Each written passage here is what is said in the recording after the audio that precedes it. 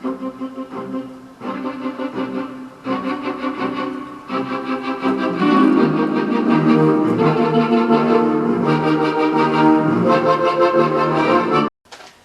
fellow Trek Chatters, I'm Pit Trekkie and welcome to another episode of Pittsburgh's Trek Chat. So for today's episode, what I'm going to be doing is reviewing Star Trek Con, the audio podcast, episode 3, entitled Do Your Worst. So the beginning of the episode takes place on board the Excelsior with Dr. Lear reviewing the tapes that left by MacGyver. She's listening to one about Khan. It was probably from around day 6,000 something, and he's talking about how much he had missed the rain and remembers the rain on the planet, how the younglings used to try to catch it on their tongues and what it did to, and how it watered their first fields and how it would leave their pathways around their homes muddy. And he just talked about the anger about that situation, that being gone. And then Marla, he was talking to her essentially in the tape, saying that we're continuing the tradition of telling stories at night to end the day. And that ends up leading to, she's talking to Tuvok, and she asks him briefly about why there are all these little micrometeor showers happening in SETI Alpha 6. And they talked about how the planet had destroyed itself, and she doesn't understand why it's banging like it is on the shields of the Excelsior. And we find out that, kind of in a funny way, that Sulu actually likes the sound. He finds it kind of calming. So we go back to the tapes, and we're looking at, she's saying that she wants to start looking at the records from between days 30 to 45 of the colony. So then the story kind of divides for the first 2/3 of it. We have Khan's story, and then we have the colony story. So with Khan's story, we know from the last episode that he went after Richter. Well, he immediately finds Richter, but he finds him in a very panicked, confused kind of state. Doesn't really remember himself, doesn't really remember Khan, but Khan basically gets him on his feet and gets him going. Eventually what happens is they come across some sort of odd creature that Khan kills, but it scares Richter, and Richter climbs up this huge tree way far up in it. And he's arguing with Khan basically about whether or not to come down, and Khan finally sternly says, "Get out of that tree." And Khan is surprised because Richter easily follows the order and says, "Yes, Khan." But not only does he jump out of the he comes down from the tree, but he literally jumps from as high as he is, and Khan catches him, but it still causes Richter to break his ankle. And Khan even says to him, "Why are you responding to such commands, like basically very literally?" And Richter said, "Because you told me to do it." So, but they eventually find their way back to the colony. Pause that story right there, and then we have the colony story going on. So we find Ursula and Meadow, and we find out that Meadow is actually, I believe, 3 weeks pregnant with what seems to be a male augment baby. And we know from the episode, or the episodes previously, that the colony, even though the women cannot get pregnant naturally, they did bring embryos with them aboard the Botany Bay. So I'm assuming it's one of those. But Meadow is pregnant, Ursula's scanning. They hear a bunch of screaming outside the medical bay, and Ivan is returning with the reconnaissance party that they had, bringing Joaquin's dead body. And of course, Joaquin goes nuts and starts crying and kind of runs off by himself. And Ivan's basically blaming himself when the body is being scanned by Ursula and Meadow. And Ursula basically says to him, being better does not mean being perfect. You're still human. At this point, Marla is really upset, and she wants to go and find Khan, which we'll find out later on. We also start to see a little bit of Ivan and how he truly feels about MacGyvers. He actually blames MacGyvers for everything that happened with the boar being set off, and then the SETI eel, and then Richter running off. He refers to to Marla as Khan's pet bitch. So we're starting to see a little bit more of anger starting to develop with him toward Marla, and we're curious what that's going to turn into as the series goes on. So what ends up happening is we have another story that's going on at the same time. We have a character named Paulo who comes in and talks to Ursula and Meadow, and we find out that he finds this communication coil from the destroyed communicator that Marla had smuggled onto the planet from the Enterprise. And he has already been able to use it to extend the frequency and scanning of a dyno scanner that they have with them. And it's just kind of scanning out the little areas in the colony and a little bit beyond the colony. But he believes that with more tinkering, he might actually be able to scan outward into space. Now, they don't say exactly what that means. My thought on it was that it would probably mean they could communicate with another ship passing by, but that wasn't said. But anyway, that was the kind of thought about it. As the episode went on, right before Khan actually returns to the colony, Paulo is actually able to expand the range of this coil in the dyno scanner, and he actually detects some sort of EM signature from space. They use the tricorder computer that they have to scan what it is, and we find out that it's the magnetic field from SETI Alpha 6, and that the core of the iron core of the planet is actually unstable. Now, Ursula is basically saying, oh, it doesn't mean there's any problems for the colony. It'll take millions of years for any cataclysm to actually happen. These things happen very slowly. Khan finally shows back up into the colony. They get Richter into the medical bay. He's being scanned. They basically say, that the doctors, no, we're not going to allow Sylvana in here as much as she protested. She wanted to be in there. She was not allowed. Khan is really disgusted by everything that has happened in the matter of weeks on SETI Alpha 5, losing Hugo, losing Joaquin, and now he's got a sick man here, and they don't know what's going on with him. So he ends up going and wanting to get bathed somewhere. Marla, of course, like in the previous episode, wants to go after him and try to see if he's okay. Ivan again stops her, but this time it's a little bit more forcefully. She still wants to go, and Ivan this time actually grabs Marla's wrist. And Marla actually stands up for herself in this position and actually tells him, you either let me go or I'm going to order Khan to chop your hand off. And he finally lets her go. She goes and sees Khan. They talk a little bit about their relationship, things that have happened on the planet. She's worried because he hasn't slept in 2 days. He needs to eat. And these were from Ursula's orders as well. What we find out is that she offers to allow him to be by himself. He doesn't want to be by himself. So you can see the budding relationship happening. And that little section basically ends with Khan saying, I don't want you to leave. He wants to rest and sleep. Doesn't necessarily mean they engaged in any kind of sexual activity. It just means that he wanted her to be next to him while he slept. Skip forward a little bit. Khan's in the medical bay. Ursula is basically talking with Khan about how she cannot figure out what's wrong with him, what's in his brain, unless there's some sort of autopsy done. And for the autopsy to be done, he has to be dead because they don't have the technology with them to do exploratory brain surgery. So Ursula says to Khan that she's willing to do this, and she's willing to do it painlessly. Khan said, no, this is my bearing to take, and he dismisses her.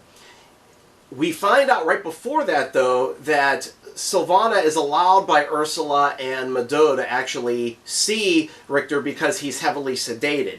Well, somehow he actually comes out of this, and he hears the orders that Khan had said earlier in the episode to him about fighting. And he was talking about fighting the madness that was in his brain, whatever was happening. At that moment, he was hearing Khan's words, and he was saying, Khan, fight, but he vented it towards Sylvana. And without really realizing it, he ends up choking her, breaking her neck, and causing her to die. So after this happens, Khan, and they talk about how he needs to be basically put down so that they can do the exploratory surgery, see what happened. Khan dismisses Ursula. He goes in there. He warmly talks to Richter about how he loves him as much as he's loved any kind of son, and he ends up breaking his neck. And he's really upset about this, and the episode ends with Khan basically cursing SETI Alpha 6 and treating it like he did before as a villain, an adversary, and saying, you've already taken 4 people from me, but you're not going to take any more. Basically, I'm stronger than you are, and I'm going to battle you, essentially, is how the episode ends. So it's a very powerful episode, and we've learned some pretty interesting things about the characters and the colonies, and actually the SETI eel in this episode. Really, I think a lot of the big character development in this episode was the SETI eel itself. So we find out a lot about it. So we find out, remember in Star Trek II, Basically, all we knew about the SETI eel is that it enters through the ears and wraps itself around a person's cerebral cortex, which happens to render them victim or susceptible to suggestion. Well, as we saw, all we saw really was Captain Terrell and Chekhov being impacted by this. We saw them kind of seeming like mindless drones, like when they were on the Reliant, and Chekhov was contacting Carol Marcus about how they were going to come with the Reliant and they were going to take the Genesis project from them, essentially. But they're very flat. We don't see anything after that until later on, after the first battle with the Enterprise and the Reliant. We find Terrell and Chekhov in these carriers, basically on Regula 1 by Captain Kirk or Admiral Kirk and the landing party, and they're willing to answer Kirk's questions. They don't seem like they're suffering or in any pain or anything. But then we find out when they beam down to Regula that they're following Khan's orders. Khan's been listening to the whole exchange, but we find that Terrell and Chekhov are trying to fight them. Okay, and there was some pain right there with the two of them, but Terrell killed himself and somehow the creature came out of Chekhov. I think that's going to be mentioned in another episode later on. But we find other symptoms that happen once a person is infected with these SETI eels. So extreme pain toward that person when the creature is inside the brain. There's also seems to be memory loss and confusion of what's going on, because at one point early on, Richter does not remember who Khan is, and he really doesn't even remember who he is or even where he's at.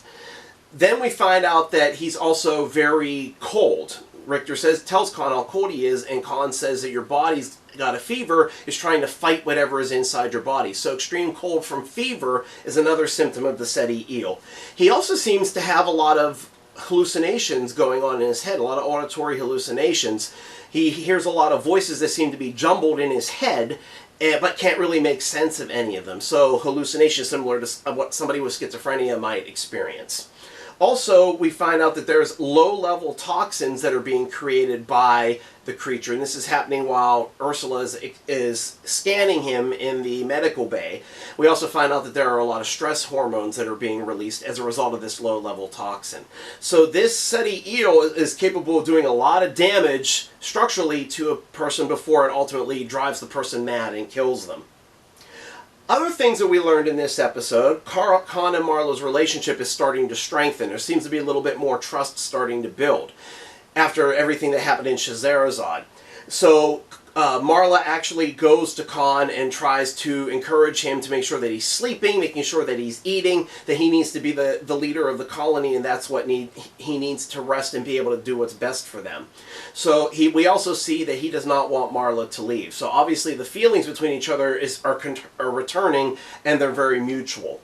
I also find out what was very interesting too is we learned a little bit about Khan and the way he sees himself in his relation to his people. It's not just that he's their leader.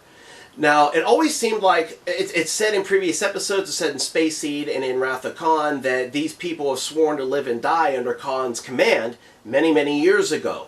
But Khan doesn't see it as their lives are his. He actually sees it in a different way, where Khan actually feels that his life belongs to them, and that he serves them rather than them serving him. And it just gives a different dynamic into how he sees his people and his role with his people, and how much he genuinely loves the people under his command. They're not just servants that he can use and bend to his will. He serves them. He loves them. All right, we're starting to see a little bit more, like I said earlier, about the villain status of Ivan.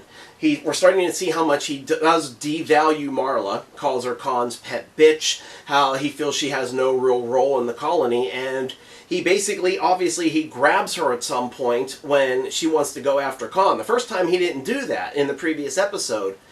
This time she said, I'm going whether you like it or not, and actually threatens Ivan. So you can guarantee that's not going to sit well with an augment who feels he's currently Khan's voice in the colony while Khan is gone. So I really do believe we're going to start seeing a little bit more. That's going to bring friction between Khan and Ivan, and something tells me Ivan's going to end up turning against him, and he's probably going to turn some of the colonists against him. That's just my theory and my prediction of what's going to be coming. I can't imagine that there's going to be no fight amongst the colonists themselves. It just doesn't make sense to me. All right.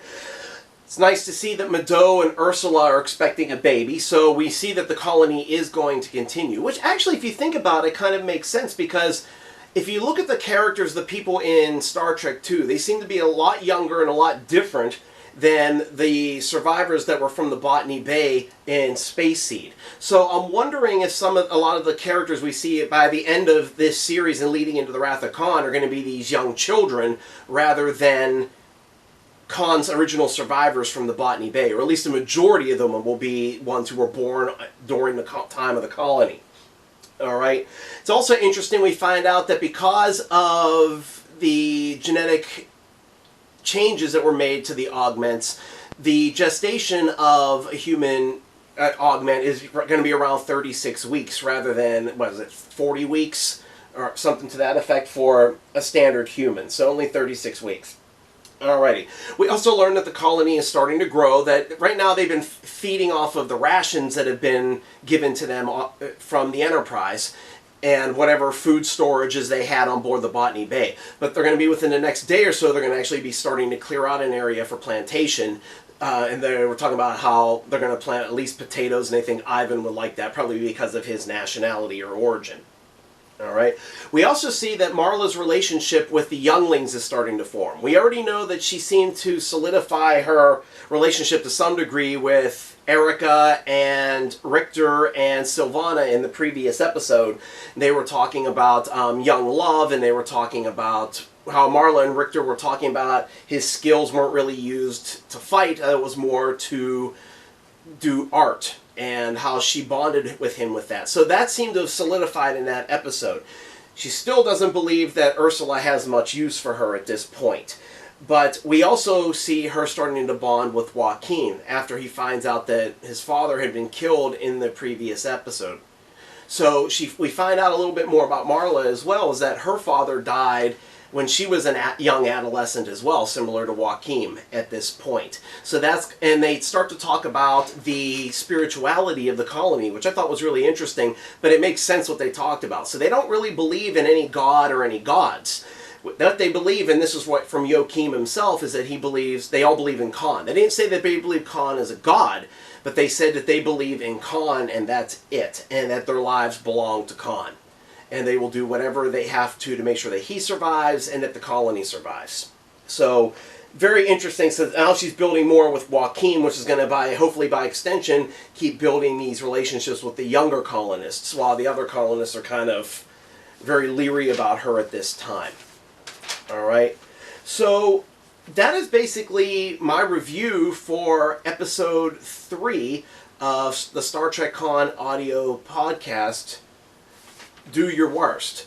I also found out real quick before I finished the review, Dr. Lear was saying that this happened between days 30 and 45. Well, basically we find out in the episode through Marla recording more of the colony history that this had only happened in a couple of days. So, and it was currently, when she was recording, it was day 41 of their exile. So if it was 2 days before, this actually covers between days 39 and 41 in this episode.